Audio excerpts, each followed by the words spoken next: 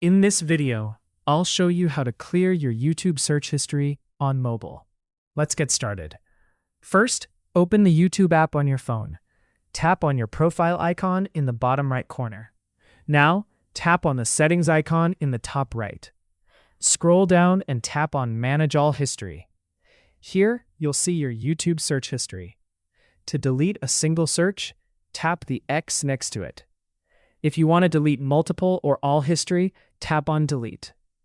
Now, choose one of the options: Delete Today, Delete Custom Range, or Delete All Time.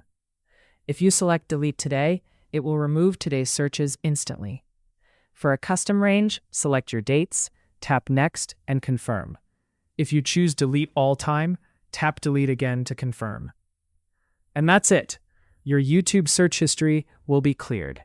If you found this helpful, don't forget to like, comment, and subscribe for more tips.